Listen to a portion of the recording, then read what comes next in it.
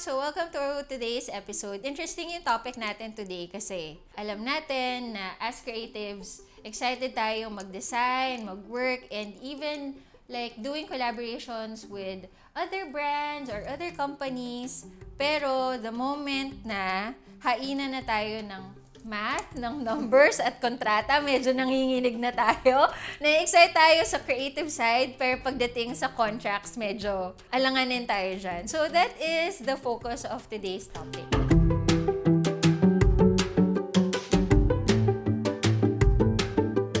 For those who are new here, Common Room PH is a shared retail and digital space for over 200 Filipino makers and artists. If you're looking for unique locally made products, we have branches in Power Plant Mall, UP Town Center, Alabang Town Center, Ayala Malls, Manila Bay, and the Atrium of Makati.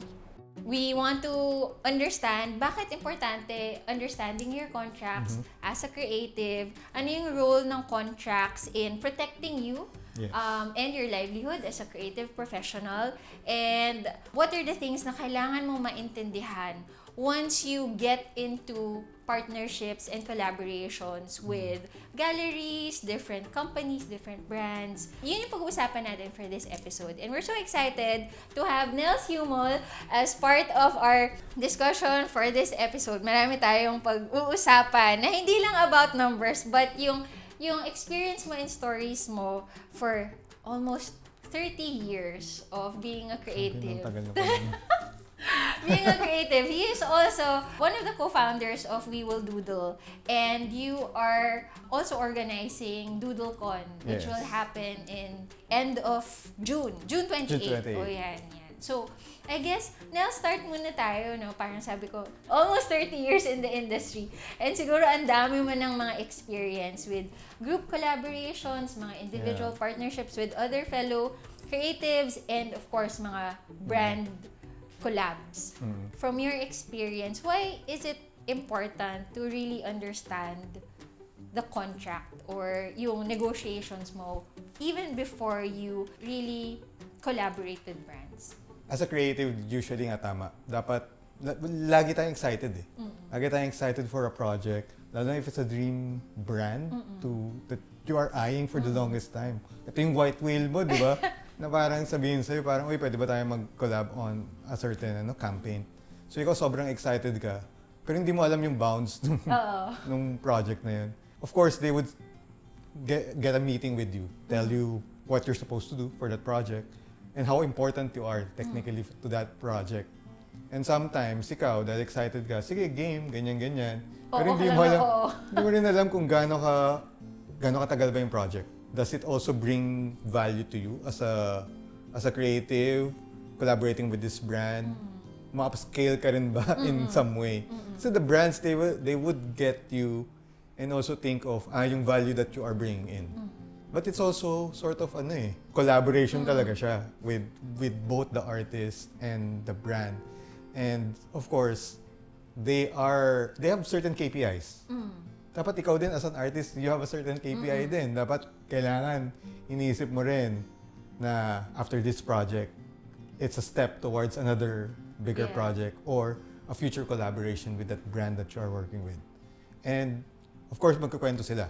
They will set a meeting with you, give you a rundown of what they are looking at in terms of what's your role in that project. Tapos ikaw naman, parang naisip mo na, uy, excited ako dito. Makapag-drawing ako sa brand na to.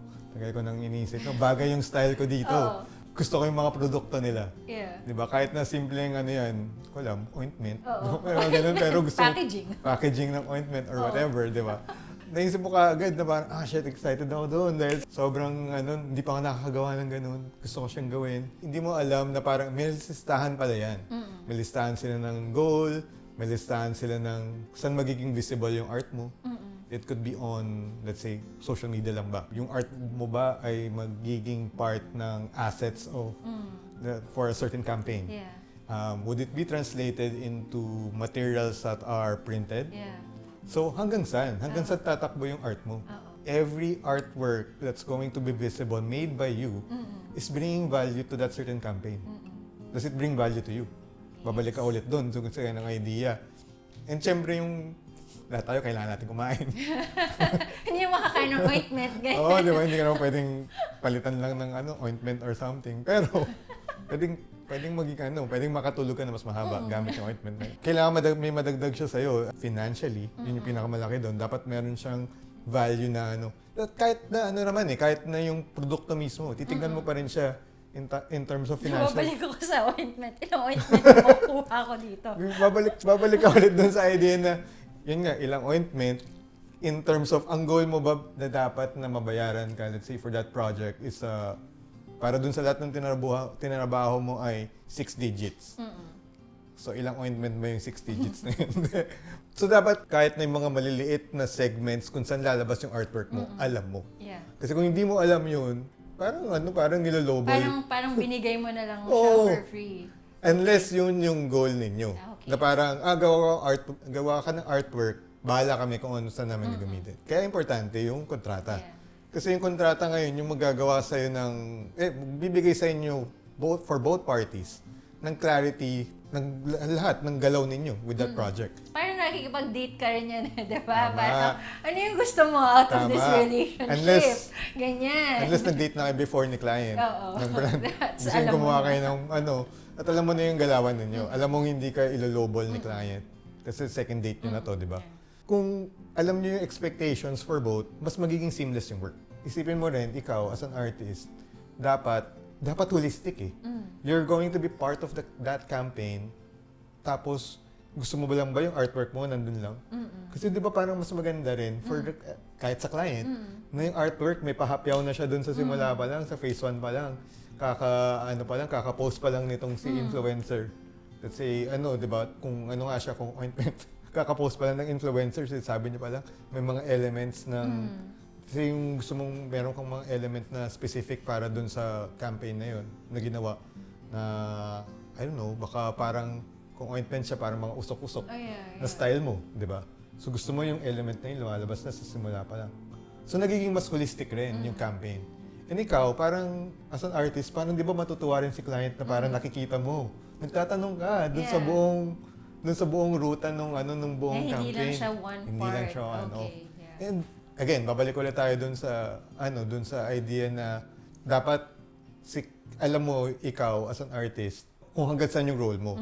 Hanggang saan yung role mo, pero baka beyond that role, meron ka pang mabibring in na value. Ang diba? ganda na kasi parang una, iniisip natin na when we get into collaborations with clients, it's very transactional. Ito yung isang project, madideliver ko to, tapos babayaran mo ako, tapos na. What you're sharing with us right now is medyo mas long-term relationship building.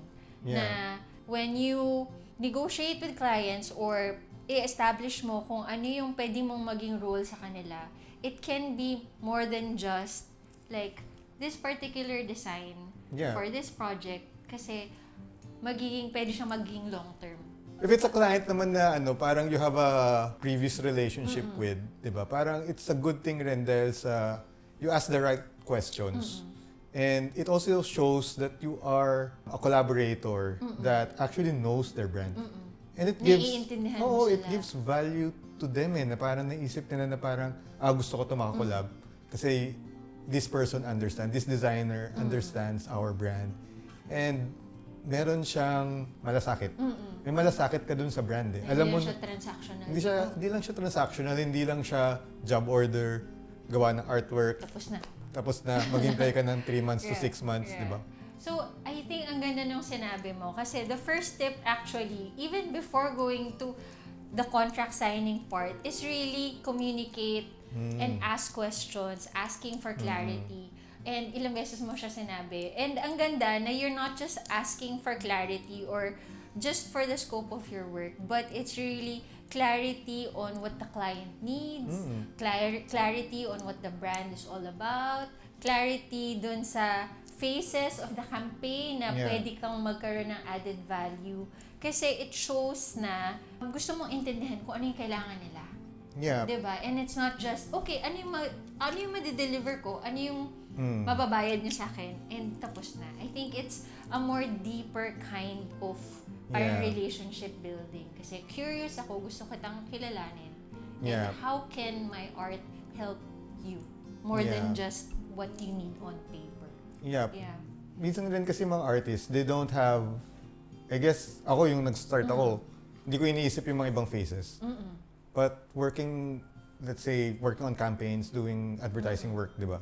You have a visibility on, ano ba yung, parang, minsan, minsan, meron kaming client na they would show us yung buong plan for the year. And may mga half a year, then yung quarterly. Then alam mo na parang on top of meron siyang isang overarching na story na kailangan nilang ma-achieve. This is the brand for this year, di ba? Ito yung gagawin ni brand, ito yung kailangan niyang ma-communicate. Then, if you are going to be part of a campaign, that campaign, pwedeng lang siya, nasa pang second quarter to third quarter. Yung buong run niya ay 6 months para dun sa na yun, from the awareness phase to the launch, if it's a product or a service, then ano ba yung sustaining niya? Di ba? Parang papunta siya dun eh. Pero all of these are actually legs pa of a bigger overarching story. Ngayon, yung mga artists, feeling ko dapat embedded rin sa kanila if they know that everything is in phases. Everything that the brand or the client does would be a leg of something bigger. Yeah. Diba? And it's important kasi somehow pwede kang magkaroon ng role dun sa mga next phases. Yeah. And that could mean potentially more collaborations and partnerships with them. Diba? Yeah. And then you also assess rin parang, okay, so nag-integrate sila ng art. Pero is it part of their talaga? Is it part of their overarching story? Balik tayo dun sa ointment. Kunyari ointment yung client. Are they targeting creativity and health? So baka dalawa yung kailangan nilang i-match, di ba? So malaking value yung creative na segment dun sa health na benefits nung whatever, kung ointment nga siya, di ba? So, okay. So ikaw, off the bat, ano yung may isip mo kagad, di ba? Na once nag-present si client na paano ba ito magiging long-lasting? Kasi habang nag-uusap kayo, habang kinakascade pa yan, hindi pa siya kontrata. Cascade pa lang yun eh. Nagkukwentuhan pa. Get to know pa lang kayo. Oo, nag-get to know kayo. Nag-explore kayo, di ba? Nag-explore kayo ng ano ba yung possibility. Yes. Malapit ba siya sa'yo logistically? Ano ba yung gusto niyang kainin? May libre siya sa adventure? Kung gusto niyo mag-coffee dates ba? Yeah. Kung gusto niyo mag-coffee dates, okay ba siya mag-coffee date with you? Or mas gusto niya lang na parang mag-binge watch kayo or something? So, understanding the client and their overarching story and how your role would be beneficial is sobrang essential when you are building that contract. Hindi lang siya, okay, nilista to ni client. Papayag ba ako dito? Magba-back and forth na ba kami? Hindi.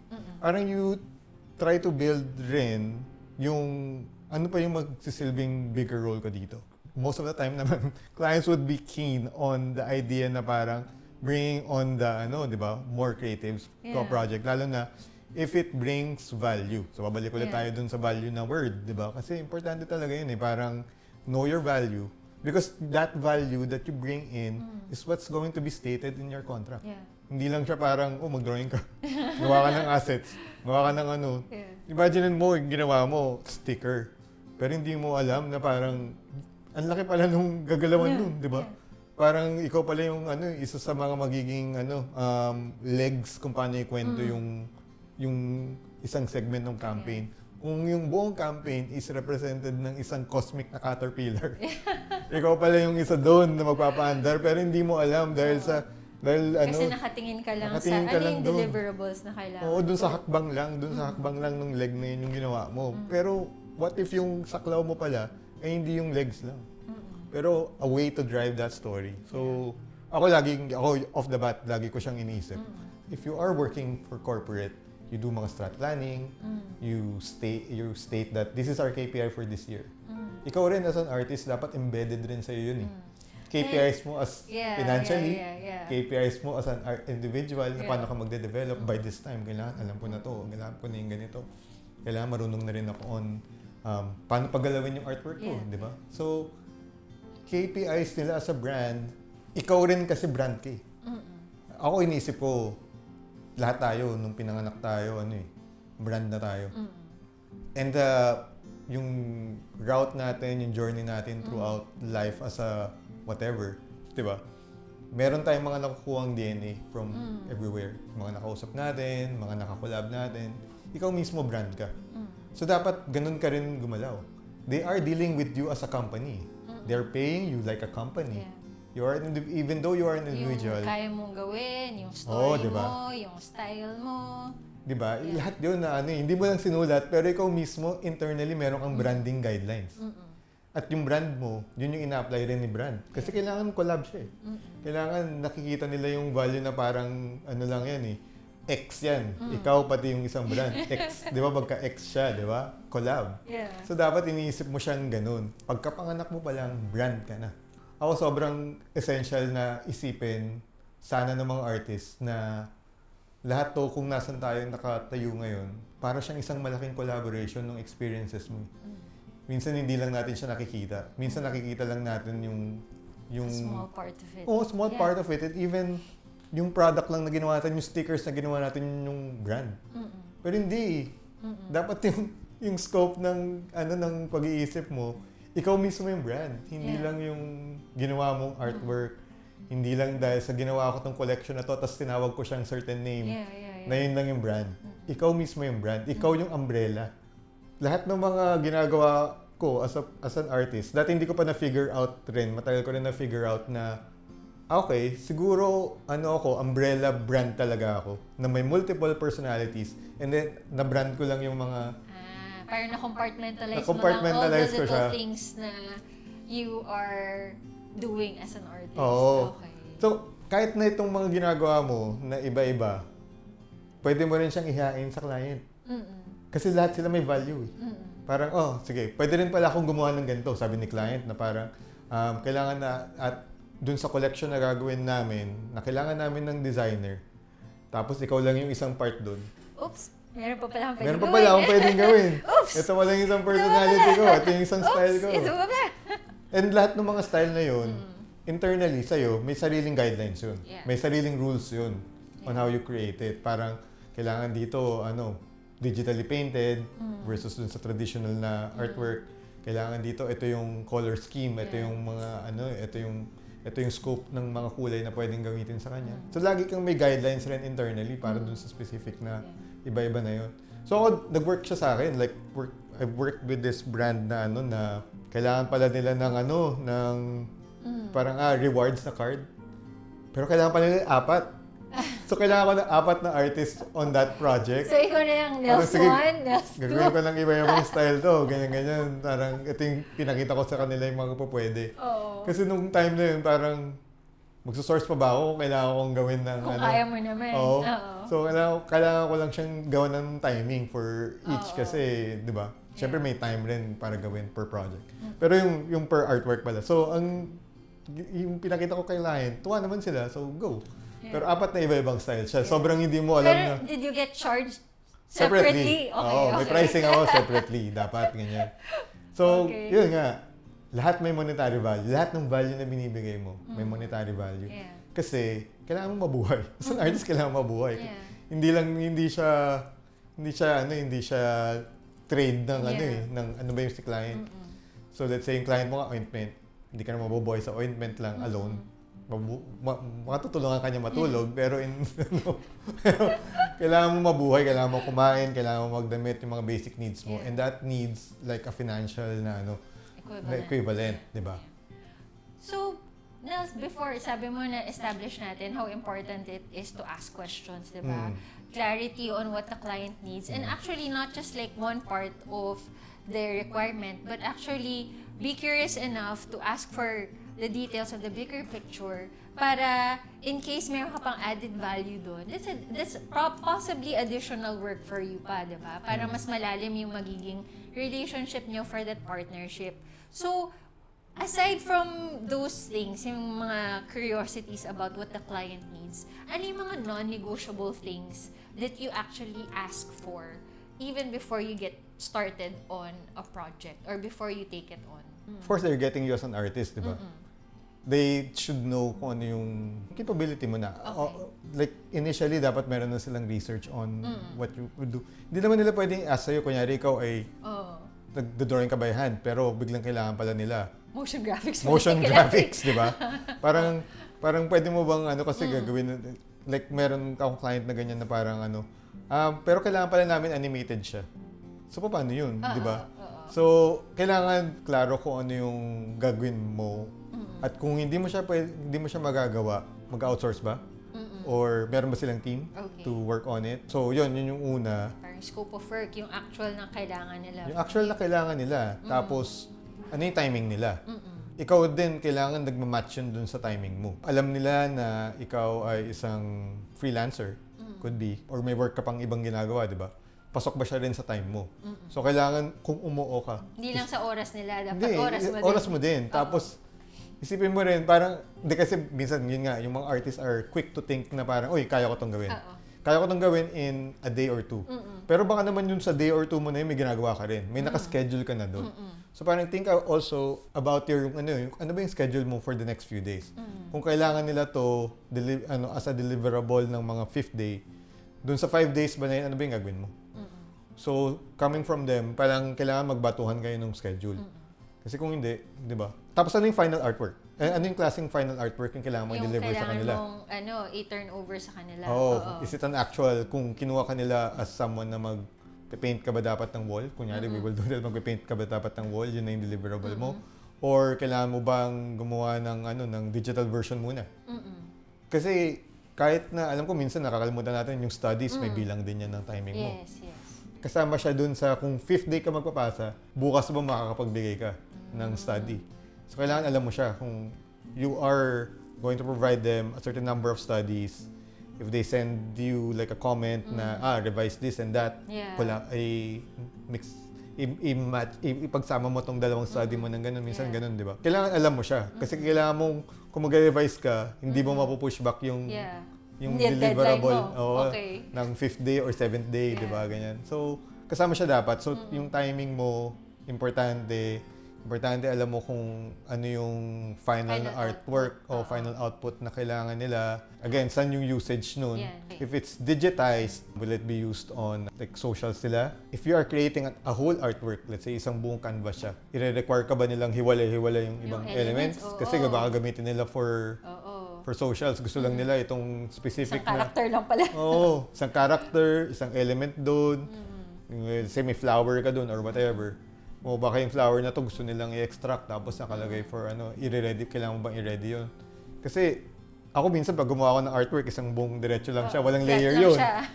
Tapos baka gusto pala nila pag tinanggal mo tong flower, may ilalim pa yun, di ba? Kung may rainbow sa ilalim ng flower na yun, dapat buo yung rainbow na yun. So, yun yung mga kailangan mong isipin. I-require ka ba nilang magsalita about that? Minsan kasi may ganun na parang, we're doing a PR event, parang we would like you to be part of it. Kasi lagay nyo rin sa kontrata yun kasi it demands your time, di ba? As an artist, to get to talk about, syempre, isipin mo rin sasabihin mo, di ba? So there are certain elements na minsan hindi natin nakikita, pero dumadagdag siya at timing siya. So, you mentioned about timing, scope of work, usage, saan ba bang bubuhay yung mga yung final output na kailangan nila from your end. Flat ba siya? Layered ba siya? Animated ba siya? Aside from that is yung other obligations mo na kailangan mo ba umattend ng event? May magpa-interview ka pa. And what about mga revisions naman? Kasi 'di ba, na-mention mo kanina rin the number of studies na expectations for the final design.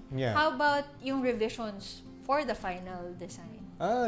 Well, usual naman siya dapat. Parang mga 3 revisions.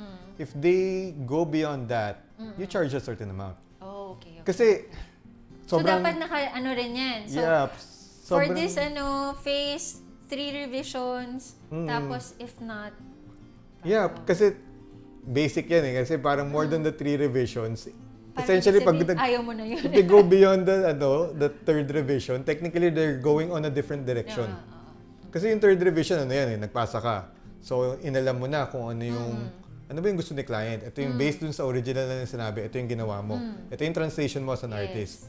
Then you revise it for the second. Kasi, nag-agree kayo na parang, baka hindi mo pa masyado nahuhuli yung, yung kiliti, di ba? Parang, kailangan may ganitong certain element. Maybe the branding person from that brand will tell you na kasi yung brand namin ganito. So an additional lang naman. So you send that part of the second na Then parang naisipan nila, sige parang i-up the ante pa natin ng onti yung ganitong element. Kasi yun yung kailangan namin i-coms. O di, pang third yun. So technically, on the third, dapat na-nail down mo na siya. Nandun na kayo sa mga final na talaga. If they go beyond that, malamang may sasabihin si client, ay, naisip kasi ni baka dapat may ganito daw. Hindi lang namin nasabi dun sa So that's a fourth revision. That's an addition to the direction, which also means that's directly proportional to gaining a certain amount for you as an artist. Yeah. Kasi baka yung bayad sa'yo dyan ay pangkain mo lang ng 3 araw. Kailangan mo kumain on the 4th day, di ba? Yes, yes. So, parang ganun ganun ko naisip. If they go beyond the 3rd revision, technically, it's going beyond a certain direction that they haven't told you. Yeah. So, kaya lagi siyang dapat alam rin, klaro rin with client. Ako naman, kinukwento ko rin naman siya na lagi siyang, of course, doing the 4th and the 5th revision, if ever, would entail an additional time for you to create that. Totoo. Additional pushback ng isang araw, would also add on dun sa ibang mo pang mga projects na maalintala, di ba? Kasi madadagdagan, mag-move rin. So, yun, ganun siya talaga. It's a given. Pero how do you have that conversation with your client? Kasi usually, sometimes, nafe-feel natin na, kasi client ko sila, yung bayad ko nakadepende sa kanila. Parang you don't wanna shake their feathers too much, di ba? Parang how do you go about that conversation na, ako yung client, Nelz, ang ganda ng mga rounds natin, kaso dumating si Big Boss. Hindi niya type yung style. Sobrang ibang direction na pala yung gusto niya. No? Paano ba yan? Kaya dapat talaga, ma-nail down mo na siya on the third. Pero pag dumating yung time na ganun nga, i-judge mo na siya in kaya ba siya na schedule mo? Sa tingin mo ba si client ay bibitaw sa'yo para sa mga future projects? Parang maraming naglalaro dyan. Minsan nga ako, umabot ako sa kalahating araw sa pag-iisip lang ng ano ko to sisingilin ng para lalo na if it's a new client. Like how do you say na parang additional charge na to? Yeah. Pero, again, the contract would protect you. Babalik mo sila doon na may kontrata tayo. Kung kailangan mo na talaga ng wild card para doon sa tingin mo hindi mo na makukulit si client on Pero, stated lang po kasi doon sa kontrata natin na we could go until the 3rd na Pero more than that, may additional charge. Parang ganda kasi parang when you say na you're protected, parang it's like your shield eh. Anytime they throw something at you, oops! Wala yan sa kontrata natin. Yeah, babalik mo sila dun sa may kontrata tayo. Pero, so far sa akin naman, ang nangyayari dyan, either meron naman akong time para gawin siya, or I could go on that naman na parang, sige, we'll add na lang kasi client would understand. And of course, they're getting you as you. And malaki yung leeway mo to create Dahil they are getting you, if you ask the right questions, you could actually nail down it on sa first pa lang. Kasi parang clear kung ano yung Clear kailangan mong puntuhin eh. Yeah. Kaya, feeling ko parang dapat ikaw rin as an artist. When you ask the right questions, seamless na yan. Maliban na lang yan, pag dumating si boss. Si Big Boss na iba pala yung style na gusto niya. Pero what if, meron talagang okay naman yung usapan nyo, but all of a sudden, something happens. Nagka-emergency sa finances or what, tapos they just need to pull the plug. Like, SOP ba sa'yo na may mga kill fees? Can you explain what that is, kill fees? Parang, are those also important to have in your contract as well? Ako laging may ganun. Kahit sa gumagawa lang kami ng artwork para sa, let's say, sa wall, di ba? Kasi once you start ideating, nag-start na yung work eh. You're giving them ideas, which technically, again, has value. Ideas have value. So pag nag-start ka na mag-ideate for them, lalo na if you created yung initial na studies, doon na nag-work yung terminal fee or yung kill fee. Nag-work na siya, magsa-start na yun. Kill fees are usually, depende, would start at around, let's say, para siyang pitch fee. So parang mga 30%. Could be a little bit lower on some, pero ako lalagay ko 30%. Kasi that's a bulk of what the creatives do. Ideate. Imagine mo comics, magkaiba yung bayad dun sa gumagawa lang ng covers versus yung nagsusulat tapos yung nag-actual na comics, di ba? Magkakaiba. Malaki ang value ng storya. Yan yung backbone ng ng campaign eh. Kinuha ka para dun sa campaign na yun eh. Sa story, on the topic of kill fees, ko medyo nag-advance na tayo. Sorry, Pero, hindi, okay lang. Was there ever a time na ikaw mismo yung nag-terminate ng... ng... Oo, parang, di talaga ito nag-work eh. Parang gano'n. Or the project went off totally like a different direction na una, hindi na siya aligned sa style mo or sa mga kaya mong gawin or naghahanap sa iba. Was there ever a time na you had to use the termination clause? Actually, hindi ko pa masyado talaga na-experience yun. Although some of the, I did something na parang branding for an event. Pero it's an event wherein there are a lot of different cogs rin para mag-work ang event. Branding is part of it. Branding the event is part of it. And doing all of the elements for the collaterals, for whatever, like the posters or even for video, di ba? Pero they killed the event na hindi na magpupush dahil sa, of course, may mga unforeseen circumstance minsan ng mga events. Pero we were paid pa rin ng Ako as a designer, para to say na parang hindi siya kasama dun sa Kasi parang ako, pupush ko yung campaign hanggang sa magawa ko yung artwork, hanggang sa So far, hindi ko siya na-experience. Ako, na-experience ko lang minsan na parehas kami mutual na mag-stop ng event. May tendency na ganun, na parang stop namin yung project dahil sa maybe yung inisip ko, yung vision ko para dun sa project could be a little bit costly. Although friends mo si brand, ganyan. So, parang mag-start ako nag-isip na ako parang gumawa ako ng initial na studies. Pero once nagawa pala yung studies, naisip nila parang, wow, laki pala ng scope na to. Tapos ikaw din parang, wala akong manpower para i-paint yung entirety ng isang ganito, isang buong facade ng building, ganyan. Parang hindi ko kaya yung, let's say, para mga 2 weeks para mag-work on, Pero may mga design projects pa akong gagawin on that, So parang mutually na lang namin naisip na parang, baka hindi pa siya, baka hanapan natin ng ibang time. Or baka kailangan na-expand natin yung budget that would also entail getting more people to work with us like other artists. So, ang ganda nung sinabi mo na mutual, na parang good breakup pa rin siya. Parang even if there are opportunities that you have to kill the project or hindi siya matuloy, make sure na you don't burn bridges. Kasi, di ba, parang maybe meron lang naman talagang unforeseen cases na hindi talaga siya matutuloy. But there's no reason to be like, hostile about it. Kasi eventually, in the future, pwede pa rin kayo mag-collaborate in a different capacity. Yeah. Huwag ka mag-ghost. Huwag ka mag-ghost. Ang hirap nun. Nag-ghost. Nakakainis din, hindi mo alam. Mag-text mo, tapos hindi mo alam, di ba?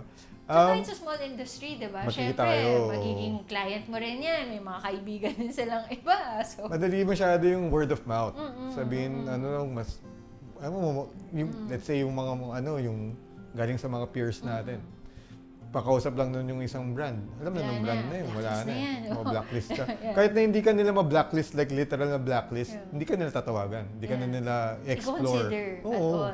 Of course, we have bad experiences. It's a given na may mga bad experiences tayo with previous experiences with brands, previous relationships, parang ganyan din yan. Nakakainis yun. Nakakainis na some of the brands, they would ghost you because maybe they don't like to pay you a certain And it goes back to you not creating that contract. Yeah.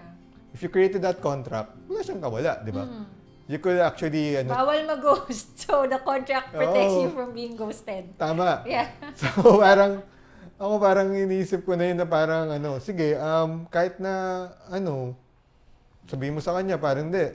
Personally, I have this lawyer, sabihin mo sa kanya na pinatignan ko yung kontrata.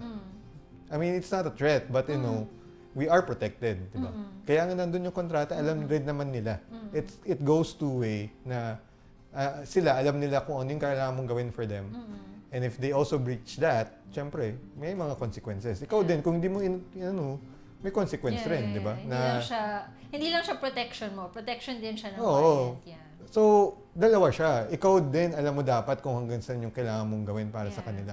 Kaya nga ako parang, although I know kung ano yung kailangan kong gawin, I try to at least give them a little bit something beyond. A little bit of extra. Kasi, that would always bring back those clients. Because... Hindi lang siya one-time client. It's like, nagpa-plant ka na ng seeds for potential future projects with them. Yeah.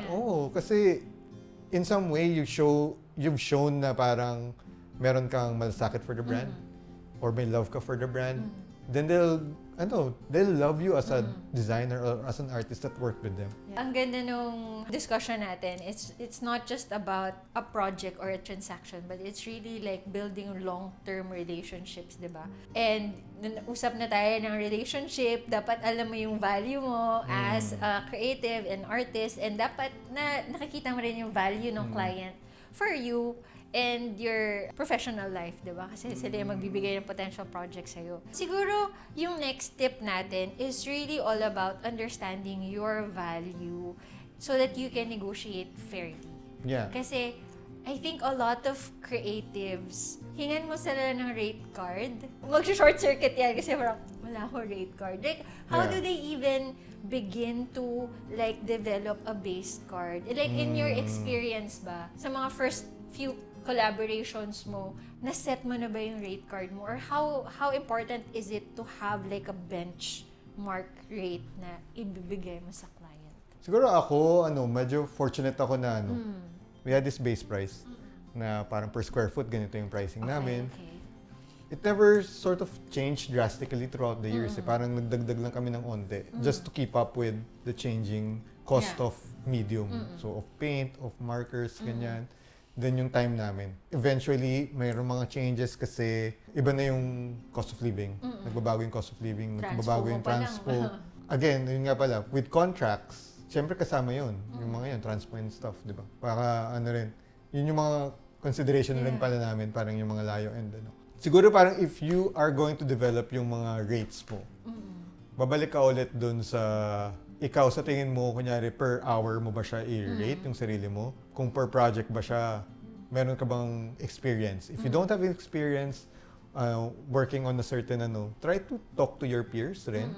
Ako parang, minsan pag hindi ko alam yung tanungin ko, let's say, si RD. Parang, nakagawa na kayo ng ganitong project, ganyan. Let's say, comics si RD. Gano'ng katagal niyo siyang ginawa? Ano yung, mo? So parang ine-equate ko na parang, sabihin niya na parang, so, ganito yung deliverable per week. So, per day ko, ganito yung kailangan ko kitain. Sa tingin mo ba ikaw, okay sa'yo yung ganong rate? And of course, that is backed up with your experience din. So, nagko-combine siya all together. Pero what if parang bago pa lang sila? Pag so, bago wala pa ka lang, palang, like, if you're talking to makers or creatives na kakagaling lang ng sticker con or doodle con, tapos biglang may client, uy, gusto ko yung style niya, tapos contact. Pero sobrang bago pa sila. Like, how do they even begin to designing their rate cards that is fair enough na kaya nilang masustain yung mga pang coffee nila?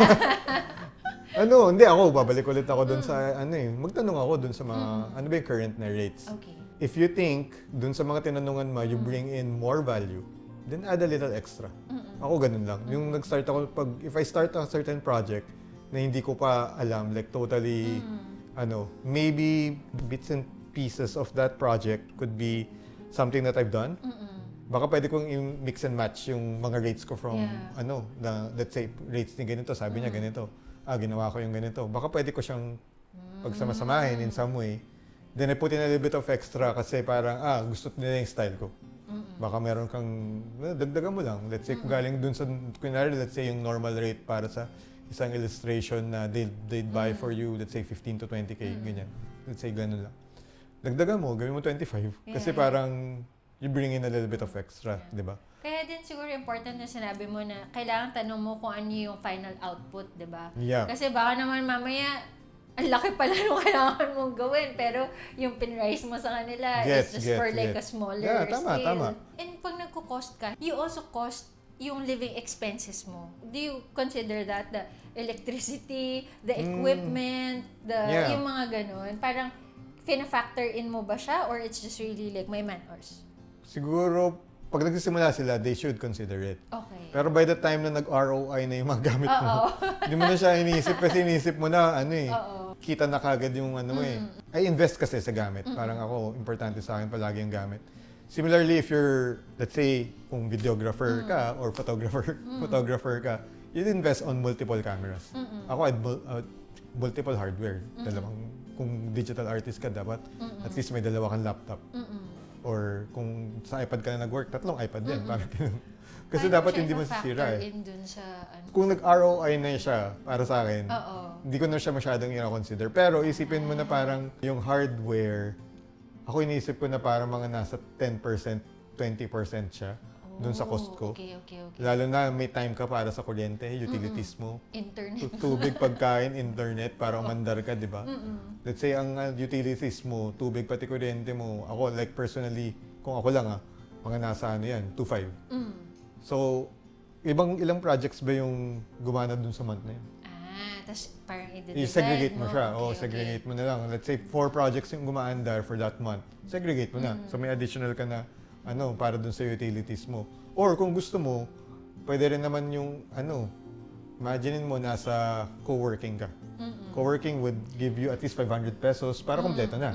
Kasi yun din, yung, like, meron akong client na, na tinanong sa amin yung how much per day yung dapat for utilities. Yeah. So ginawa ko, parang nilagay ko 500 kasi yun yung common na ng buong araw na may kape at wala pang pagkain dun eh. Pero sige, okay, ako na sa pagkain.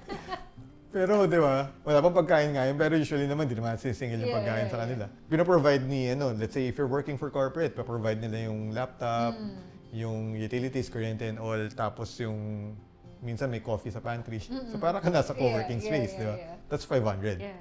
So okay, pa-factor in ko yun, yung 500 per day, kung gano'ng katagal. Kung sa tingin mo, per oras ka naman, magkano ka ba per hour? Yeah. If you've worked with a corporate na job, let's say, doing the same thing, if you are by hour ka dun or per day ka, let's say yung kinikita mo per day, I don't know, magkano na ba? 5K? 5K to 9K a day, parang ganyan. Or kung mga kung nagsisimula ka, let's say, nagsisimula kang artist, sige, game. Babalik ako doon. Alam ko yung cost doon eh. Mga nasa 40, 35 to 40 para doon sa mga starting na artist. Malaki na nga yun eh.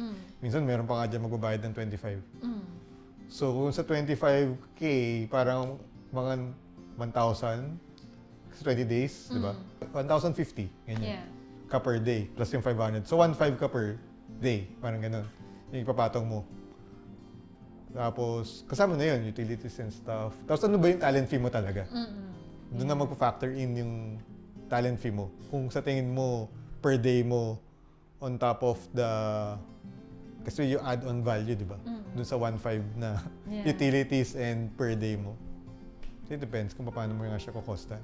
If you're a per hour artist, let's say, global standard siguro para sa pinakamura, mga nasa $13. Minsan nasa $13 hanggang $25 per hour. Yun yung medyo global na mga cost. Di ko lang alam walang research, pero sometimes kasi parang, kaya meron tayo ng mga Fiverr, di ba? Mga ganyan. Minsan $5 an hour, mga ganyan. So, yun ba ikaw? Dun mo ba nakikita yung sarili mo? It all depends on how you actually give value to yourself naman. Malaking yan, parang reflection yan. Oo. Kasi, lalo na pagbago ka, di ba? Sometimes may factor tayo na parang, Gine-gauge mo din. Ang yabang ko ba kung ganito yung charge ko? Or, But, sometimes the yabang, it works. Yes. Ako, when I was starting, sana hindi ito makita ng mga iba kong clients way back. Pero may mga times na I would bluff kasi alam kong panindigan yun. Paninindigan ko yung bluff ko. Gusto ko nang kailangan, dapat alam mo, kong kaya ko siya. ma-deliver mo Oo, siya. di-deliver ko siya. Parang, I don't know, siguro kanya yung project, let's say, pwede ka bang gumawa ng storyboard? Marunong ako mag-drawing. Pero hindi pa nakagawa ng storyboard. So, diba, parang hindi pa ako nakagawa ng like sequential na storyboard. Pero alam ko mag-comics. So baka parang parehas siya. Mata-transfer mo yan. Parang ibang language lang siya, ibang medium. Pero feeling ko kaya ko siya. So ito yung cost ko. Okay. So parang sige, gawin ko Tapos tanongin mo na sa kanya, ano ba yung scope nito? Ano ba siya? Anong klaseng board ba siya? Storyboard ba siya para doon sa initial? Or baka director's board na to? Baka pwede na ako mag-work with the director. Ganyan. Diretso na kami mag-ideate, tulungan ko na siya mag-ideate. So, again, bring in some value to an additional value. Sabi mo, clear sa'yo yung rate mo or yung value mo as an artist. Pero what if, like, may limit lang talaga yung budget ng client or hindi siya aligned dun sa parang kaya nilang ibigay sa'yo?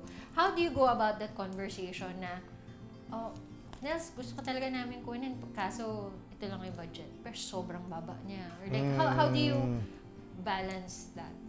Daming factors eh. Parang gusto mo ba yung brand na yun? Okay. Baka it's something na if you like the brand and do they have products, baka naman pwede yung XD yung ibang parts. Kasi that's easier for them.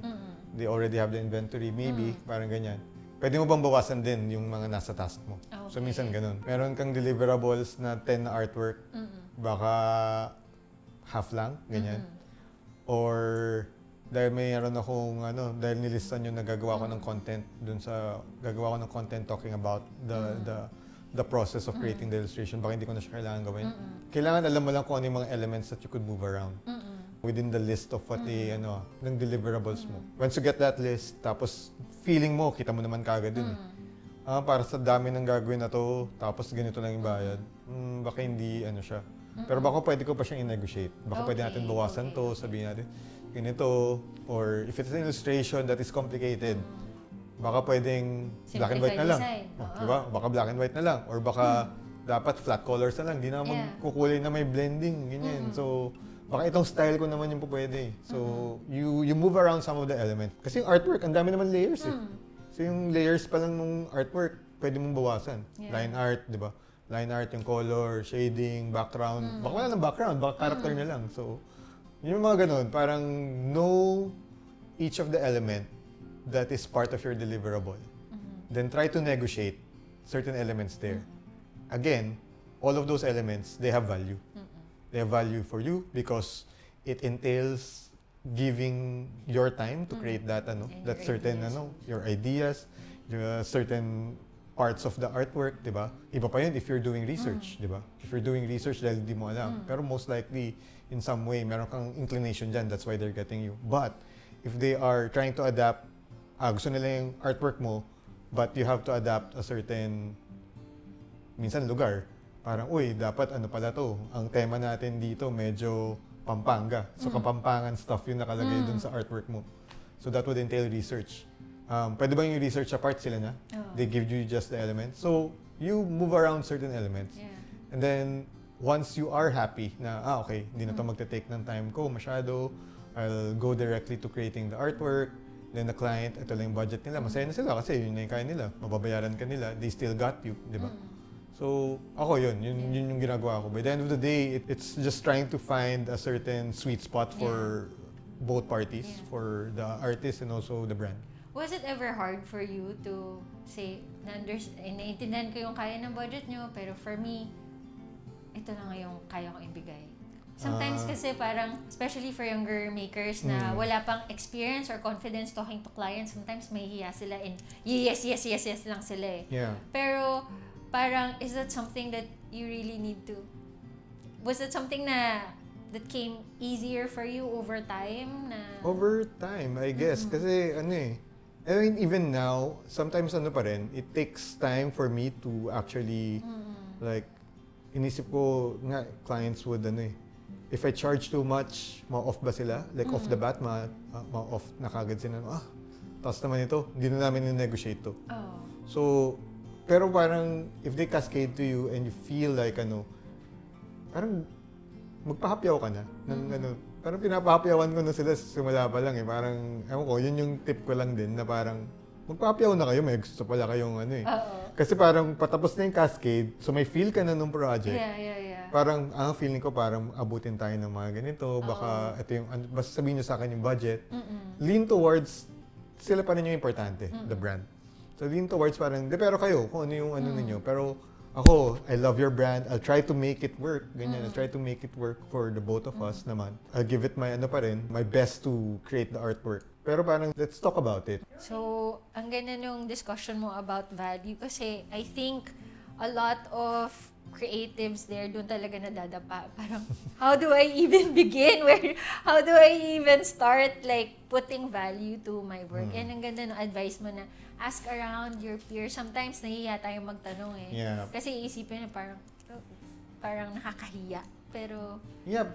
Hindi, tsaka parang, feeling ko rin parang, di ba we started sort of trying to standardize yung mga rin. I mean, there are groups that are moving para lang magkaroon ng standard na hindi rin nalulugi yung mga designers. Yes. Diba? And it's a good thing na we are, in some way, have a visibility on the cost of other designers. Yeah. We bring in something on the table na iba-iba. Like ikaw, baka pwede kang gumawa ng mas ganito, mas ganyan. So iba-iba tayo mga ano rin. Even though there's a standard rate for doing the that's the base eh. Yun yung base lang na rate, di ba? And hindi naman siya sinasabi na bawal mo siyang dagdagan. Kasi ikaw na yun eh. Yeah. And that's part of the risk rin na parang maybe they'll get someone.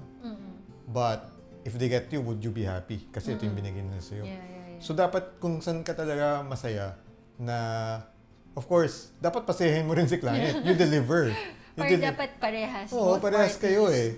You deliver rin na, ito yung rate na ito yung inclusions nun, ito yung gagawin ko para sa inyo. You set also the number of revisions and all of that, di ba? That makes you happy. Of course, money in some way will make you happy kahit hindi siya forever. Pero at least nabuhay ka ulit, di ba? To design another day, di ba? So, ako yun talaga eh. Yeah. At saka ang ganda rin ang sinabi mo na parang you're also protecting the industry. Kasi the moment na babaan mo yung rate mo, lahat na ng clients sabihin, bakit si ganyan? Yun eh. Oo. Diba? I think before, there was an issue about like mga AVPs and videos, diba? Biglang sobrang baba ng rate and every production house like parang, baba. Diba? Tapos parang biglang, bakit si ganito ka baba? Tapos parang mafo-force ka na, kailangan ko ba rin babaan yung rates ko?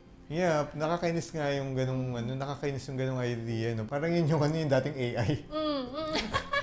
Kasi parang kailangan mo mag-keep up dun sa Pero at least ngayon, in some way, nagkakaroon ng standard pricing na with maganda yung movement around it. A lot Mas of may appreciation may na rin appreciation and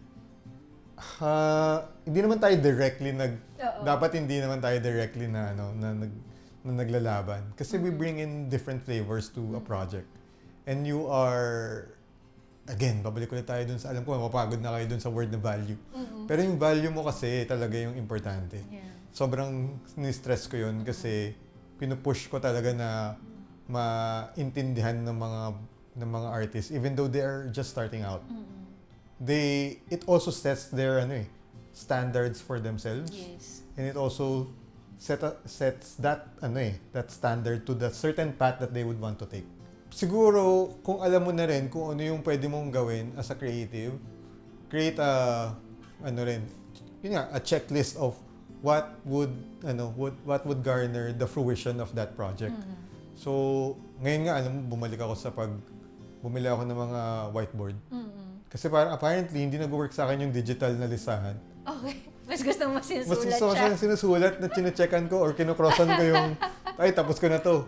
Tapos minsan, sarap pa ng feeling na parang, may nakalimutan ko na akong task kahit na hindi ko siya nilagay sa checklist.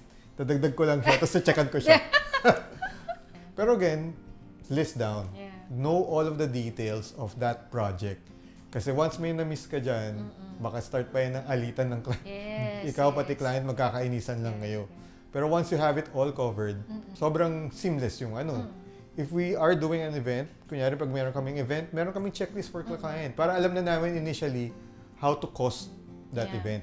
Kasi lahat, kunyari kailangan ba niya ng manpower?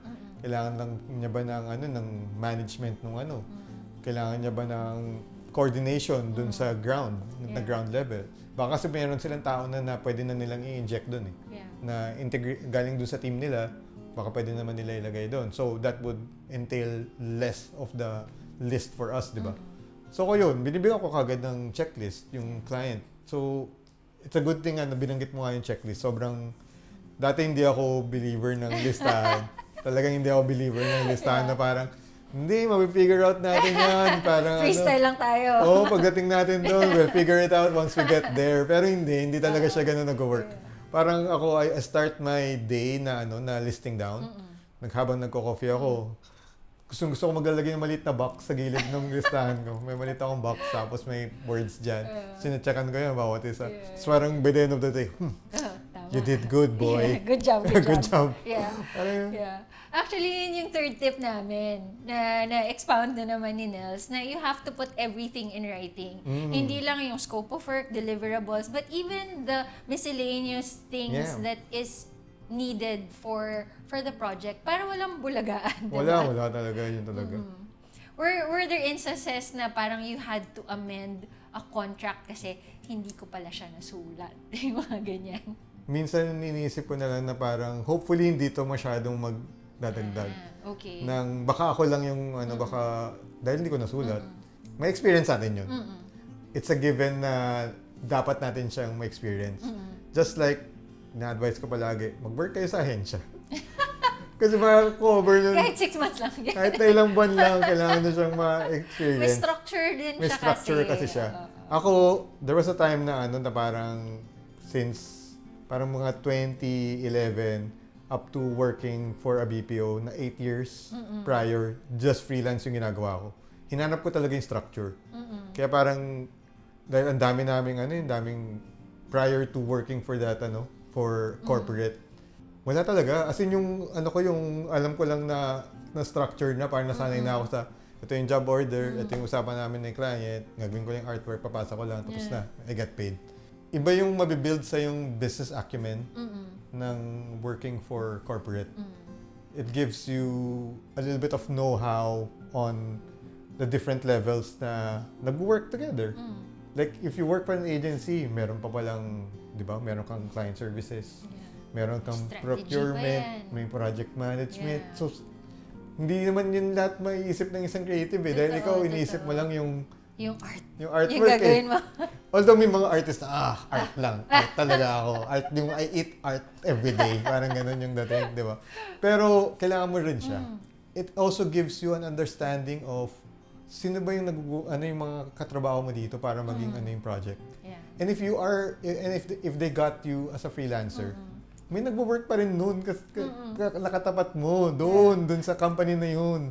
Yung ahensya na yun na kumuha sa'yo, alam mong meron silang pagdadaanan. Yeah. So, if you, let's say yun nga, kung may dinagdag ka doon sa certain project, paano, ang gagalaw pa rin noon, di ba may project management. Naisip mo, parang, uy, what if magsama kaya tayo ng ganito? Let's say, kaya nyo gumawa ng video. Tapos tungkol siya sa meron siyang additional na element. Kailangan may magde-deliver ng pagkain. Yeah. Parang ganun. Or may merong kang additional na props na kailangan. Hindi ba ang mag-work para doon ay procurement and project management just so gumana yung certain na segment na yun. Yeah. So may nag-work pa din. So hindi mo siya naiintindihan dahil ang iniisip mo lang yung art na part, di ba? Parang may kulang. Tsaka baka may ma-miss ka. So ako parang tama. Parang at least mag-work ka ng 6 months to 1 year for agency just to get to know yung iba-ibang yung mga iba-ibang tao na nag-work para maging final product yung kung product man siya or service, di ba? Yeah. So kailangan mo maintindihan lang siya. And once you get to try to practice it, di ba? Even though if let's say you're freelance, and try to embody yung mga iba-ibang na yun. Rules na yun. Kasi ikaw yung HR. Di ba? Ikaw rin yung gagawa ng kontrata mo ikaw minsan. yung gagawa ng kontrata mo na dapat yung it's either procurement, project management na team yung gagawa niyan para sa'yo. Although, syempre, ikaw pa rin mag-vet nun dahil ikaw yung creatives. Pero, di ba, ang daming segments adds value. Let's say, they wanted to, shoot for a video sa certain site. Pero kakilala mo pala, meron akong friend na may restaurant. Maybe we could shoot there. Di ba? You brought in an additional value. Yeah. It may not be part of what you are supposed to do, but the client would appreciate it. Pero yung mga ganun bang add-ons, like kunyari, additional coordination, kasi sometimes nangyayari na parang, we have a project, tapos can you tap other brands? So, ibig sabihin kami pa yung mag-i-invite. Is that supposed to be like, okay, pero for coordination, additional? Pwede.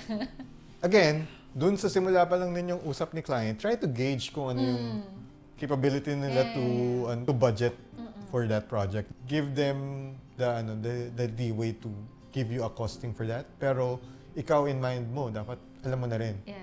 How much time would you need to engage with a certain contact, di ba? Siyempre iba-iba yan. Let's say you're getting a restaurant for a shoot. Yung Iba certain na yung area na logistics yun. nun. Yeah. Oh, may logistics ka. Meron yung cost na, kunyari gagamit ka ng table, that would, di ba, imbis customer yun, dun kayo nag-shoot eh. So yun yung kailangan mo ikwento. How do you leverage that?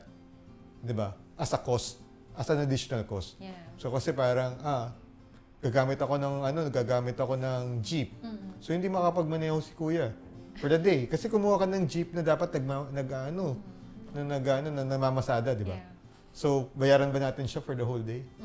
Ayun. So, kasama na dun sa add-on ko, ako na makikipag-coordinate dun sa kuya. So, minsan ganun. Yeah. Kailangan talaga important na nakalista talaga siya. Lalo na Yeah. pag, alam mo, marami siyang elements. Kasi, sometimes, even if matagal mo nang naka-work yung client na yon, parang hindi mo maiiwasan na may miscom. Yeah. Diba? And sometimes, maybe, yung pagkakaintindi niyo ng coordination, iba pala. Parang, kala ko, when you said na ganito, this is what you meant. Yun pala, iba yung ibig sabihin mo altogether, diba? So, dapat pala photogenic na driver. Ganyan. Sama pala siya sa shoot. Ganyan. So, minsan may ganun eh. Parang, yeah. Kailangan talaga, like, as detailed as possible. Yung mga, like, things that is expected of you or additional things na part pala ng project. Kasi, it protects you and your relationship with the client eh. Para at the end of the day, hindi kayo, di ba sabi mo ganito? Hindi, yung sabi mo kasi ganito. Kaya, did you ever have like an experience na parang he said, she said kayo about like a project? Yeah, pero yun nga, parang mare-resolve naman siya once you go back to the original na pati may resibo, di ba? Yeah, yun. Important yung Resibo. Resibo. Resibo, screen cap yan, mga ganyan. Yeah. At yung pinag-usapan natin yun, ganyan, di ba? Kaya minsan, di ba, ngayon lang nakakaligtas yung mga iba dyan dahil sa sige, mag-zoom tayo, pero hindi naman nare-record. Oo. Di ba? Minsan, yun eh, Pag parang... ganun ba humihingi ka pa ng minutes of the meeting? Or may nagsasummarize ng meeting? Kasi kailangan So far, yun eh. yeah, kasi kunyari, like kaya meron akong team na na corporate para dun sa mga corporate stuff na hindi ko na gustong isipin. Of course, yung meron kaming admin assistant na mag-record, magsusulat. Pero before, kailangan mo talaga i-record on your own eh. Parang sabihin mo na mag-suggest ka na may mag-record, may maggawa ng contact report, di ba? Again, hindi mo malalaman yung mga terms na yun, hindi mo maintindihan siya kung hindi ka nag-work sa dahil important yun, contact report. Contact report talaga. Pag hindi mo talaga siya ginawa, wala kayong babalikan. So for those watching na walang agency or marketing experience, yung contact report is really like a summary of the things that were discussed after a meeting. So parang from that meeting, we discussed na ganito, ganito, ganito. And dapat both parties may sign off na, yes, all the information in the contact report is aligned. Yeah, siya. Yun rin, pag pinasa mo yung contact report, hindi siya dahil lang dun sa both parties would agree na ito yung napag-usapan. Hindi lang siya minsan napapractice. Kasi kala nila, it's the minutes of the meeting, pero it's more of you both understanding kung ano yung napag-usapan. Resibo is essential. Meron namang mga AI na ngayon, na nagsa-summary, record, tapos summary nung lahat ng mga napag-usapan. Ang galing nga nung AI ngayon, grabe. Pero, kahit yung mga chat apps, merong summary na summary, yung mga diba? na mismong messages. Yeah. Kaso hindi ko ginagamit yun, nakikita nila sino yung nag-request ng summary? Ikaw yung nag-request nito, hindi ka nakikinig. No? Yeah. So, guys, important. Resibo, contact report, anything that you can track and list down, it has to be written. Kasi it's your protection and not just you, but your clients. And it makes sure na you're always on the same page. Yeah. Kahit anong stage kayo ng project. Yeah. Medyo challenging din to for other creatives, how to deal with X deals. Yan. So, tip number 4 is how to be strategic with your X deals. Kasi sabi mo nga kanina, may mga projects na hindi kaya ng clients na yung buong budget, diba? So, you can counter with an X deal. Pero what if, upfront, ang offer nila is, Nelz, X deal to? Like, how do you gauge the value of an X deal? Love for the brand eh. Yeah, minsan may mga ganun na, lalo na if it's something then you can use. Importante yun na parang, let's say it's a tech brand. Oh, magbigyan kang ano.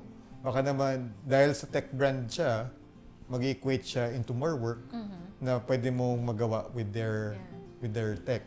So, iba-iba. Parang isipin mo kung ano yung madadala niya and would that bring you more projects, maybe? Enough na ba ang exposure? Ay, yung term na Hindi na uso yung exposure. Dati kasi logic natin, any marketing is good marketing. Na kahit na parang maliit na exposure, they mention you or kailangan mo kung kumita, hindi yung exposure lang. Parang ganun yung Maybe, as a start, parang exposure is good. Di ko naman sinasabi na bad siya.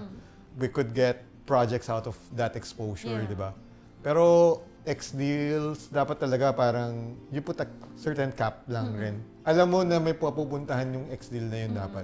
If you're trying to get them, let's say as a sponsor, alam mo may babayaran kang let's say sponsor for an event. So that event would entail you paying for the venue. Yeah. So if the venue is of certain amount, so may ginugol ka. This number of sponsors that would pay you a certain amount would equate into me paying off the whole of the venue. Yeah. So, hindi mo pa pwedeng sabihin, paano kung yung dapat 4 na magbabayad na sponsors, lahat nagbayad ng XD. Yung isa chicheria. Yung isa ointment. Isa ointment, isa chicheria, yung isa tech brand. So, paano mo mapapambayad dun sa di ba? Pang-i-X-deal mo din sa event. So, bibigyan mo ng cap. So, let's say, kung kailangan mo ng certain amount, gawin mo at least, sabihin mo sa kanila, 2/3 dapat cash. Pwede mo X-deal yung natitira, but higher. But maybe a % higher. So, let's say, 150 yung co-presentor. Pero, so gagawin mo, what if kailangan nila, para makatulong sila magbayad, they pay at least 50% dun sa actual na cost ng co-presentor. Then, yung natitira, a little bit higher at least. Kasi hindi siya pa rin equal, hindi pa rin siya cash yung products. 'Di ba? Hindi siya hindi siya direct barter. Kung nasa nasa time tayo nung dati na pwede tayo mag-barter ng produkto for Pero ngayon kailangan mo magbayad dun sa So, a little bit extra, I guess. So, ginagawa namin ganun. Then they still get yung goal nila na tag sa kanila if they wanted to, let's say for an event nga, they wanted to be a co-presenter. So, ang laki ng pangalan nila for that event. Kailangan nilang mas mauna dun sa ibang mga brands. So, co-presented by. Wow, ganda, di ba? Yeah. So, kailangan malaki sila dun. With all of this in play, para lang mag-work yung lahat ng kailangan mong bayaran. Kailangan mong bayaran yung mga yung mga pang-PR kit mo. Let's say ganun, may pang-PR kit ka, meron kang meron kang pang food. Yeah. Anong papakainin lahat ng mga speakers mo? Yung chicharon. chicheria, pwede yung chicheria. 'Di ba? Hindi ko alam kung papayag si Pao sa chicheria. So, yeah. Ang hirap lang kasi parang you're put in a corner na parang kukunin ko ba tong X-deal na to? Pero sayang yung brand. Lalo, especially I think if it's a bigger brand. yeah. Na parang you want to be associated with that. Do you think yung value nung how big or how popular the brand and the exposure that you might get from being associated with them, is that like apples to apples? So, meron akong dilemma na ganyan for this event nga, for DoodleCon. Ang inisip ko parang, sobrang love ko tong mga produkto nito. Tapos ito yung ginagamit ko araw-araw. Parang ganyan, tech brand, di ba? Yeah. Tapos, inisip nila, no, kasi magbibigay naman kami ng mga magbibigay kami ng mga products. Of course, inisip mo rin, how does the other brand would feel, di ba? Kasi, syempre, dapat equal. Yeah. You have a target rin eh. You think about your target. Kahit na nandun ka na sa, gusto itong brand na to, hindi ito matutuloy pag hindi ito nag-X-deal eh. Pero, what if it would, syempre pag hindi natuloy, hindi rin sila magiging sponsor. Kailangan mong i-balance talaga yung lahat ng I get to be transparent with the brands that I get as collaborators. Kasi ito talaga yung reality eh. Parang hindi siya mag-work. Sa totoo lang, hindi siya mag-work kung hindi nyo ako tutulungan. And lahat to para sa atin. It's not just for me. Sa totoo lang, hindi naman to yung magpapayaman sa atin. Yeah. It's something na I'm passionate about. It's something na I get to connect with all of the artists that I love and to connect them also with fans and future fans. So yun talaga yung goal ko. And to inspire, syempre. To inspire lahat ng mga pupunta. Yeah. So paano ko siya magagawa kung sasagutin ko yung isang part? Kasi ako naman yung madedihado. Minsan, yung authenticity and transparency with the client. Siguro if ever lang, kunyari, yung mga creatives, they get into an X deal. Di ba? Parang gusto talaga nila yung brand na yun eh. Parang dream brand nila yun eh. Tapos, si brand, ito na talaga yung kaya namin bigay. GCs. Ganyan. What are other ways na pwede pa silang humingi ng mga pang-offset dun sa binigay nilang trabaho? Sige. Malamang yung brand na yun, kung you love mo yung brand na yun, at may clout yung brand na yun online, maybe meron kang media mileage, pabaliktad. Baka ikaw naman yung pwede nilang bigyan ng media mileage. Okay. Kasi kung ikaw rin may following ka, at meron kayong sort of na cross na collaboration sa mga socials, you bring in value on that part, di ba? Pero baka naman pwede sila mag-post about your work, di ba? Yung ginawa mo para sa kanila. You create extra content that maybe they could use, di ba? Yes. Parang, let's say you're doing a mural. Pag gumawa ako ng pag gagawa na rin ako ng time-lapse, na maybe they could share. Yeah. So, ikaw, nagbigay ka na ng extra, then sila rin, di ba? Yeah. So, baka naman yung media mileage na yun with that brand would actually translate into getting more clients. So, of course, exposure. Kahit sabi natin na exposure na yun. Pero in this case... Yeah, parang kailangan mo i-recognize yung mga assets na meron sila. Pwede nilang i-share din with you para to offset the X deal. Yeah, hindi lang products eh. Maybe hindi lang yung products. So, let's say yung kontrata mo with that client would be around 100K to create yung lahat, yung artwork. So, ibigyan ka ba nila ng 100K din na products? Paano nga kung ointment yun, di ba? Punong-puno na yung bahay mo na ointment. Oo, di ba? Yeah, kasi kahit nagawin mo gift packs yun, maubos mo ba yun? Gift packs yun sa mga pamilya mo, mga ganyan, di ba? Ilang Christmas na yun. Yung abutin ng 100K na yun. So, ang ganda rin na parang dapat ikaw mismo, kaya mo ring i-communicate what it is that you can get from them or like how they can help you also.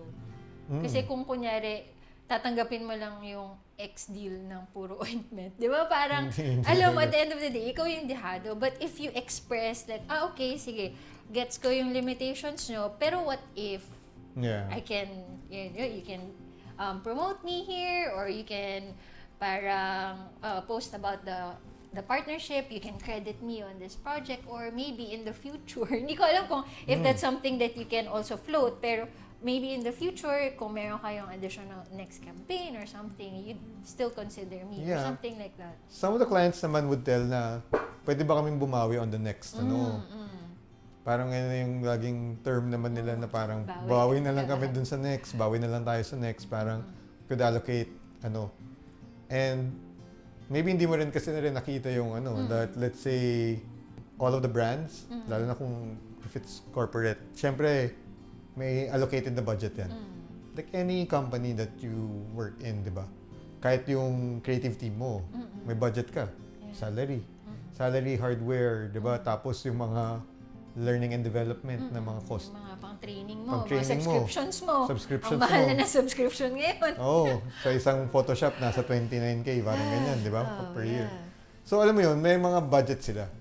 Tapos kung kasama dun sa team na yun na hindi nila na budget na yung additional cost para sa iyo, pwede silang bumawi talaga technically. Na parang once they do the strat planning for the next, pwede silang bumawi. Lalagay na nila dun. Dapat sabihin mo sa kanila na insist mo na parang pag nag-budget kayo sa susunod, gawan niyo ng paraan na isama niyo na ako. Ako na yung basta I'll take your word for it. Pero, di ba, tayo dito, mag-handshake tayo. Handshake tayo na, ito na yung na. Pero yun nga baka nga hindi rin nila nakita yung maybe yung campaign na ginagawa ninyo is an answer to a certain trend. Maybe that's something. Maybe hindi nila nakita na ikaw yung kukunin nila and you are more costly dun sa original na plano na dapat ganito yung budget for the whole campaign. Yeah. Make them happy. And of course, they'll go back. Ano naman siya eh. Lalo na kung ikaw lang yung nakakagawa nun. Yung nasabi mo na value. Para make yourself undeniable na ikaw yung kukunin. Ikaw yung kukunin dahil ikaw yung may certain style that you bring into that campaign. Then, isipin mo rin na parang kailangan mag-transition ng campaign to campaign. So, hindi siya drastic. So, most likely, if you did a good job on the first, whatever campaign or whatever phase you are in that campaign, kailangan mag-transition yan into lalo na kung kailangan pa rin ng illustration. Then, most likely, may chance ka nga na makabawi sila sa'yo. Nasabi mo kanina na minsan dinedread mo talaga na gawin yung contract, aralin yung contract, but you know na it's something na kailangan mo talagang gawin. And I think sa buong discussion for this episode, alam mo yun, parang all creatives and makers, designers, excited sila to do the creating part. To the designing part, the fun, brainstorming, ideation part. But it's equally important to really consider contracts as part of your creative toolkit. Alam ko hindi siya automatic for creatives, but I guess to bring it home, why is it essential for creatives to really embrace the math, the legal side of understanding contracts? Siyempre yung natin, dyan, is laging yung protection natin as artists, as creatives. Creatives kasi ibang side ng brain gumagana eh. The right side. Di ba? Ibang side eh. Yung yung mga numbers na part, usually, natin. Ako fortunate ako enough dahil sa totoo lang hindi ako creatively educated. Hindi ako nag-college for creatives. Ako comsci. Nung nag-comsci ako, sobrang gusto ko yung isang subject ko na symbolic logic. Okay. Tapos symbolic logic kasi parang it teaches you, hindi ko lang sigurado na ngayon pero natatandaan ko na meron siyang deductive reasoning. Ginagamit ko rin siya when I create an artwork to sort of reverse engineer yung mga projects. Pero yung initial part mo kasi ng paggawa ng pag-review ng mga contracts is that first part na parang how do you create a logic out of it? Kasi lahat to binibigyan naman sa'yo logical technically. It's lang sa'yo kung kaya mo ba siyang gawin. Or gusto mo ba siyang gawin? Or sakto ba siya dun sa kailangan mo? Kikita kung ito yung klase ng art mo, ano yung value mo sa sarili mo, sakto ba siya? So wag mo muna paganahin yung art, paganahin mo muna yung logic na part. Parang paganahin mo muna yung ano ba yung directly proportional dun sa gawa mo. Diba? Directly proportional siya na dapat yung time mo, it gave value to your time, it gave value to your creativity. Even yung mga, minsan nakakalimutan natin bigyan yung brainstorming na part. Minsan naisip ko rin, lalo na this is directly, di ba? We are speaking to mga bagong artists, sa mga makers. Minsan, dumaan ako sa part na nagko-comics ako dati. Gumawa ko comics, gumawa ko ng mga merchandise and stuff. Nakalimutan ko nga bayarin yung sarili ko eh. Dapat part ka ng equation. Yun nga. Ikaw dapat, yung paggawa mo mismo. Ngayon parang naisip mo lang na parang, yung production ko nitong mga comics ko, ng mga prints ko. Let's say yung isang print ko, production ko doon mga 50 pesos, let's say ganun. Tapos binenta ko ng 100. Uy, kumita akong 50. Pero binayaran mo ba yung sarili mo? Tinanong ko nga yung mga ibang creators. Gano'ng katagal ba yung isang issue? Let's say yung isang 32-page na comics, di ba? Abutin sila ng mga 3 months to create the full comic, di ba? Tapos binibenta mo yung comics at a certain amount lang, yung 32 pages. So, binayaran mo ba ng yung sarili mo? Parang, of course, sasabihin natin as artist na yung passion natin to create, minsan mas mataas kaysa dun sa profit. Dun sa profit. Which is parang dapat, okay, gets naman, pero hindi ba dapat hand in hand sila? Di ba dapat hand in hand yung passion dun sa kinikita mo? Kasi, kundi, magsasuffer naman ikaw kasi in order for you to live, lahat may equal na bayarin, di ba? May equal na kailangan bayaran. So hindi lang tayo pwede mag-survive sa passion lang. passion is always good, syempre. Passion is what drives us, di ba? What drives yung ability mo to create.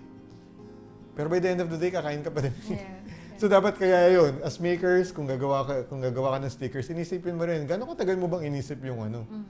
Di ba baka yung sticker mo na isang ganito, parang inabot ka pala ng ilang oras para gawin. So enough ba yun para dun sa isang sticker na binenta mo ng 20 pesos, 50 pesos? So parang dapat nandun siya. Ilan ba yung ilan ba yung pinaprint mo nun? At hanggang kailan mo siya maibebenta? So ngayon, yun naman yung yung mga parameters na kailangan mong isolve ngayon. Kailangan mo siyang upuan.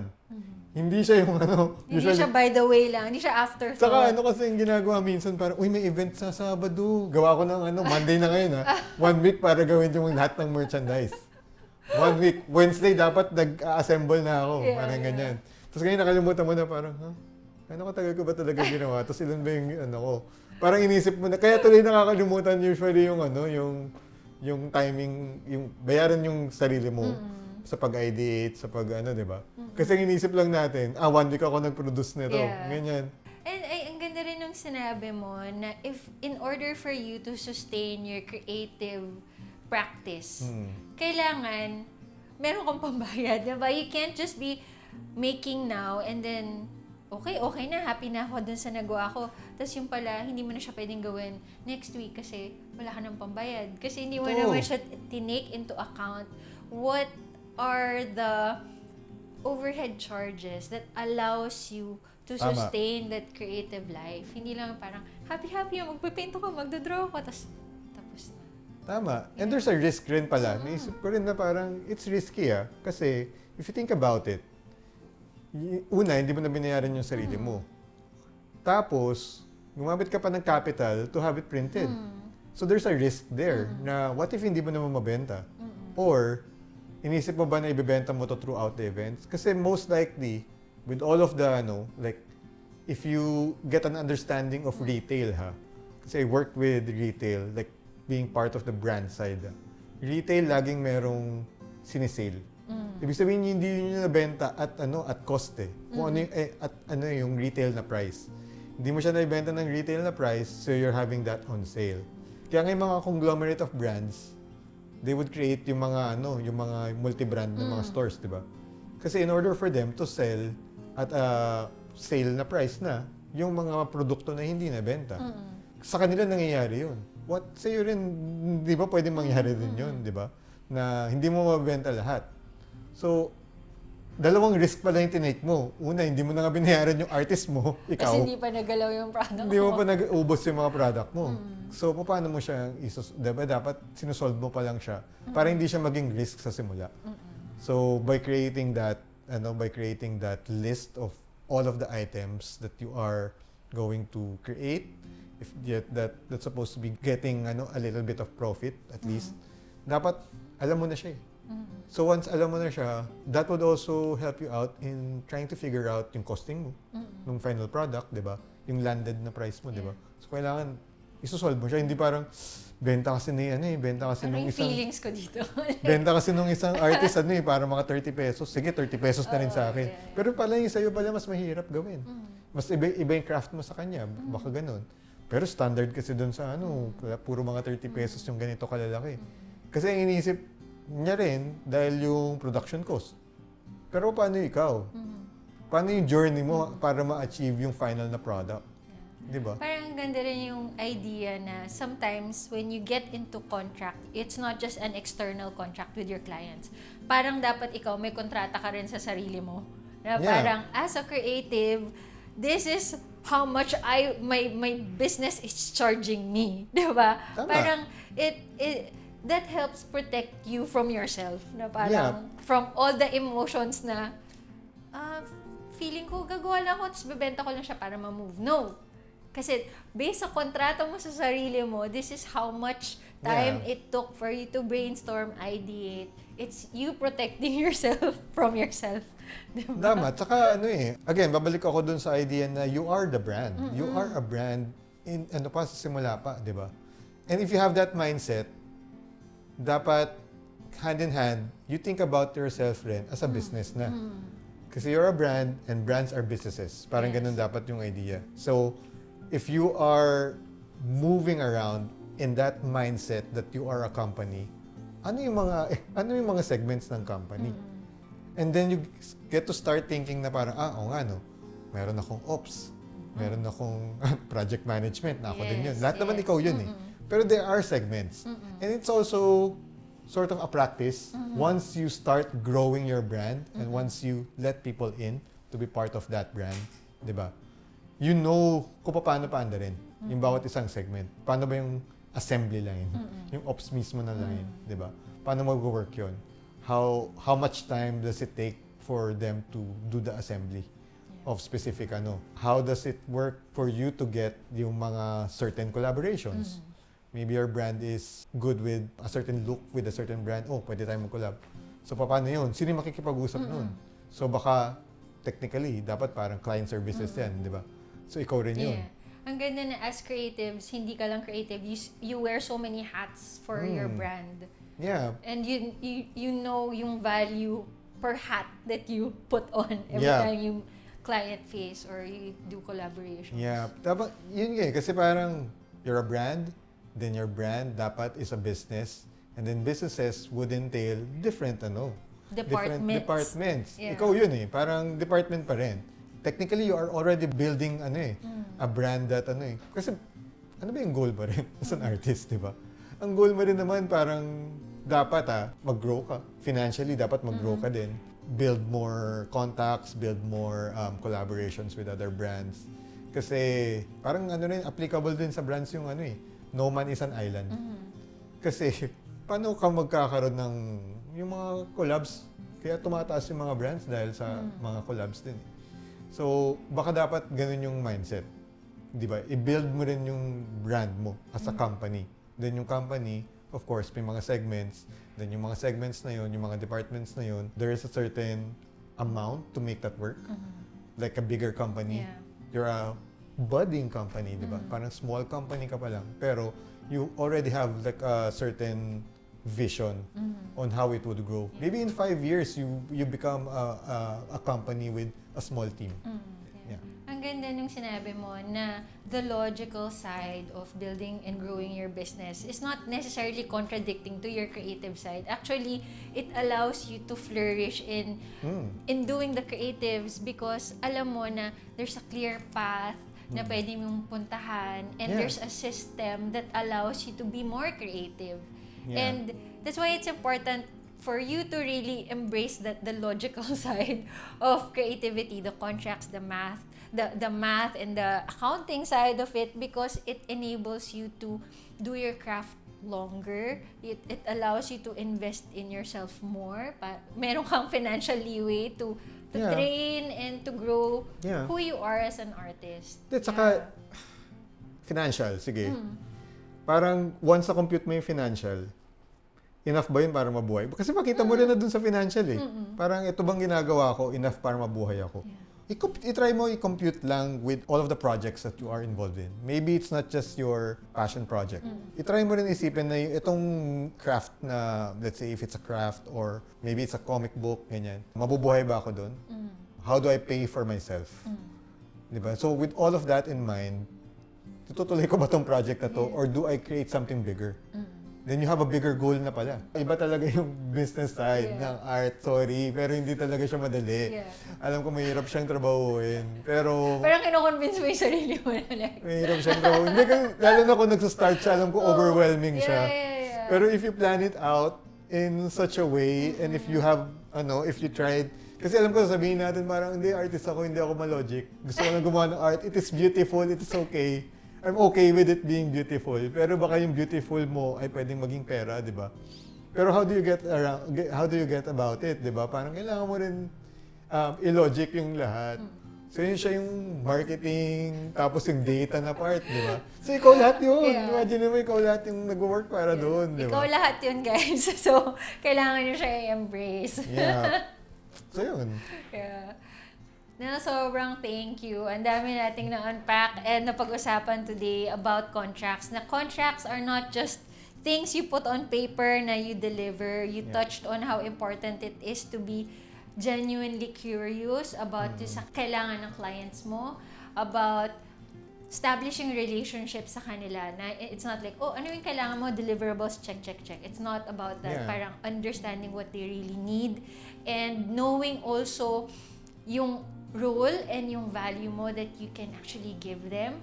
Na it's not just one thing, maybe you can give them more. Yung value na yun also has a cost. Parang yung added value na yun. And ang ganda rin of like how contracts really protect you and your relationship with the clients, and something that might even help you build future projects with them. Yeah. Ganda. And talking about listing them down, making sure na you have a checklist para lahat ng kailangan mo, it's on paper, wala kang makakaligtaan. Everything about your project goes smoothly, and the fact that you embrace the not so sexy side of creativity and building your empire, which is the numbers, the logical side, the data, the marketing, all the different hats that you wear. Yeah. And sana nakatulong yun sa inyo as you build your creative empire. Nels, last few words to our viewers. Dapat dalawang side talaga yung nag-work. Lahat naman tayo creative. It's just a matter of finding out your niche as a creative. Hindi mo lang alam, baka tinatry mo mag-go into merchandise. But maybe you're more into motion graphics na, or maybe even directing a film. There are different kinds of creatives that you could actually explore. Different kinds of work that you could actually do. Diba? Create a goal, kasi yung goals mo na to would be sort of your roadmap of what you would want to be, what you would want to achieve. It gives you fulfillment. As an artist, it's a validation that in some way you have been productive. You validate yourself that someone loves your work, di ba? Kasi importante yun eh. Parang your vision is appreciated by somebody else and they actually bought an actual product, di ba? An actual product that you made by your hand because you're your one-man team, di ba? Ikaw lahat yun, nag-isip ka na, ikaw pa yung nag-drawing, ikaw pa yung nag-cut ng stickers, di ba? Ikaw pa yung nag-package, tapos naglagay ng maliit na tape because the devil is in the details, di ba? Sabi nga nila, devil is in the details. With all of this in mind, di ba? All of the creative and the maths behind your work, magsasucceed ka eh. Kaya nga ang mga battles may mga strategies. Yes. Think of yourself also as you are playing in this creative battlefield na you have to create a strategy. Brands, they have strategies. You are a brand, you are also a company, you are a one-man team. Maybe in the future, maybe in a few years, you are a five-person group na, di ba? It depends naman kung how you want to grow your company. But by the end of the day, it's a balance of your design and your at least a little bit of business acumen. It's a good thing that there are avenues like this na we get to talk about our experiences. At least yung experience natin, pwede na nilang talunan in some way. Kasi they can skip the testing part. Kasi ito, nandito kami, pinakita na namin na ano ba yung achievable? Diba? Ano yung achievable? Ano yung dapat magawa para ma-achieve yung certain goal na yun? So, yun. Whiteboard. Whiteboard, resibo, huwag kayong mangghost. Oh. Thank you so much, Nelz. Thank you. Sana marami kayong natutunan and sana na-encourage kayo to really look at yourself from not just a creative perspective but also the business side of your creativity as you grow your empire, no? So, if kailangan nyo ng inspiration, hope you can check out our other YouTube episodes kasi marami rin kayong mga business tips na makuha doon. Also, like, creative inspiration. If you want to see how other makers or creatives are doing it, you can check out any of our branches. We have one in Power Plant Mall, Alabang Town Center, UP Town Center, Ayala Malls, Manila Bay, and here in Atrium of Makati. Nelz, I know na meron kayong event coming up this June 28. Can you tell us more about DoodleCon? Meron akong material. So, DoodleCon. Yan. June 28. So, we have a group. Tawag namin WeeWillDoodle. So, sobrang tagal na namin din. We started around 2007. Yung comms namin usually for WeeWillDoodle is create, collaborate. And now we're expanding it to the idea of create, collaborate, and celebrate. there would be like around 13 speakers Oh, wow! on the Okay. day. Ano naman, so mga friends natin from the industry, nandyan. 13. Yep. Hindi ko alam paano pagsisiksikan yung mga talks. Pero they were given at least mga 20 minutes for it. Diba, imaginein mo yun, kung nag-usap tayo about dito tungkol sa mga contracts and paano nila magagawang logical. Doon sobrang daming mapapag-usapan. All of the speakers, they would talk about from doodles to blank. So let's say you're from an ad agency, from doodles to award-winning campaigns, pwede, parang ganun. So iba-iba, like we have a Marvel artist that's coming in. So magto-talk siya about dun sa mga covers niya. Of course, nandun yung mga friends natin from ahensya. Nandun yung guerrilla din. So they're doing a little bit of from doodles to reality. Hindi street art reality. Sobrang galing. Alam, sa pagkakatanda ko, nandyan din ang mga brands that would come in and they would bring in a lot of different experiences. We're collaborating with brands like Power Mac, Aquaflask, Sharpie. So, meron kaming art materials on the day. So, maraming collaborations yung mangyayari. Maraming customization yung mangyayari. Hindi lang to parang art market. Goal namin, of course, is to inspire na, syempre, ang comms namin, everything starts with a doodle. So, that's important.